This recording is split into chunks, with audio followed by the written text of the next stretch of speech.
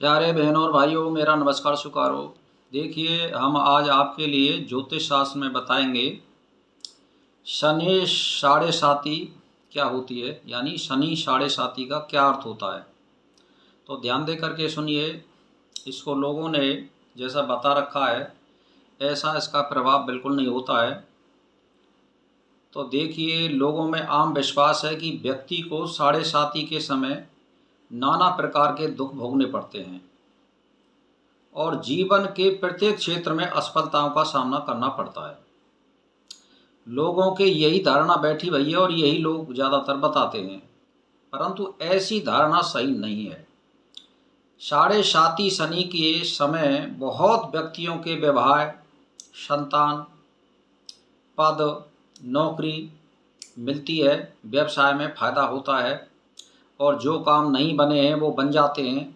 इनका अर्थ ये होता है कि शनि साढ़े साती के समय बहुत से व्यक्तियों के व्यवहार, संतान, तरक्की, कारोबार में विस्तार आदि भी होते देखा गया है। इस तरह केवल यह कहना है कि साढ़े साती दुख ही देती है, ठीक नहीं है।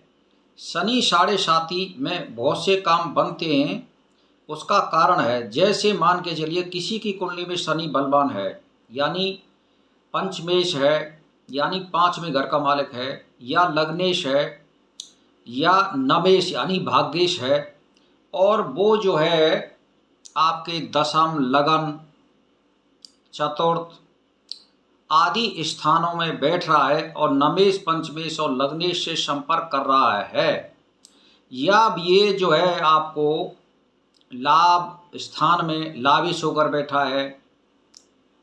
तो मेरा कहने का मतलब यह है कि आदि कारणों से शनि साढ़े साती में शुभ फल देता है।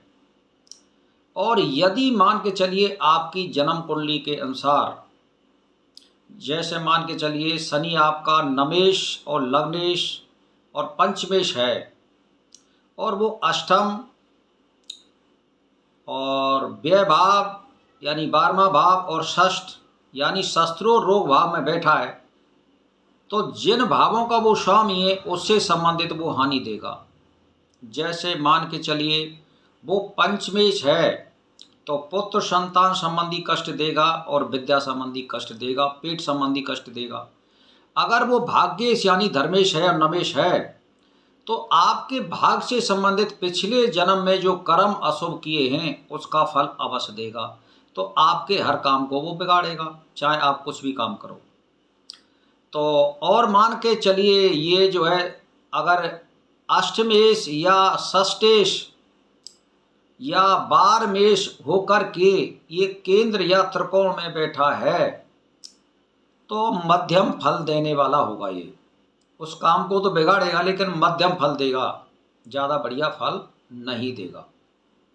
तो ये मध्यम स्थिति कराएगी। तो शनि साढ़े साती में क्या है कि अपने सामर्थ्य अनुसार शनि जब सही होता है तो राजयोग भी देता है और शुभ फल देता है।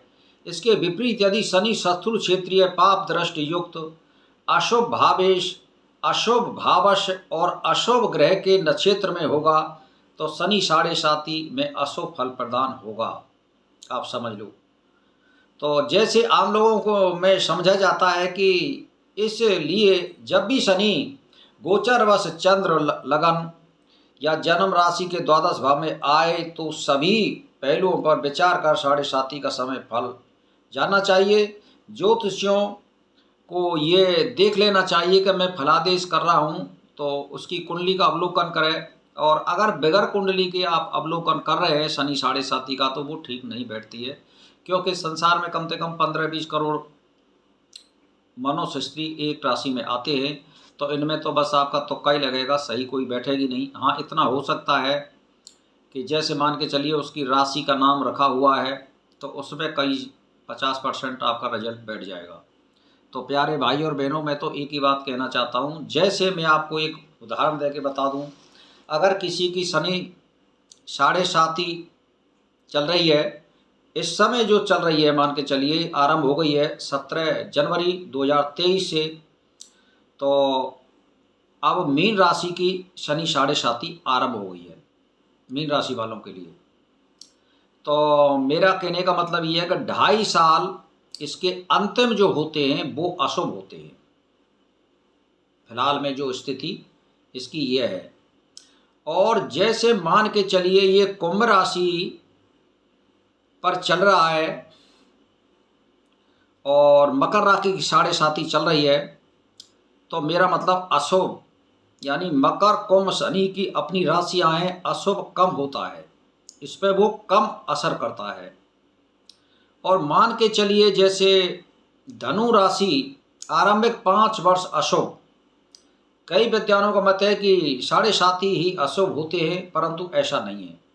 यानी किसी राशि को जो वो शत्रु होता है जिसका, उस पर ज़्यादा फल देता है। जैसे मान के चलिए अब जो है फिलहाल में ये अपनी दृष्टि से सिंह राशि को देख रहा है और शत्रु भाव में देख रहा है और अग्नि तत्व को देख रहा है, तो ये वहाँ पर उसमें क्रोध पैदा करेगा, उसके व्यवसाय में हानि देगा, पत्नी से संबंधित झगड़ा या विवाद बढ़ाएगा।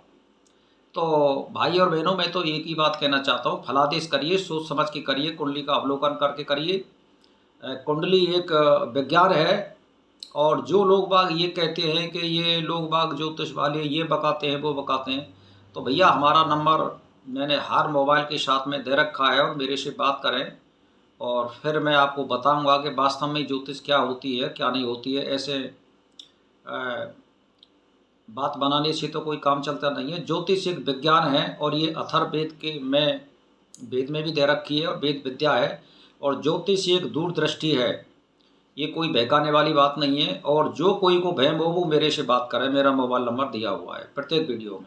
इसी के साथ मेरा नमस्कार स्वीकार।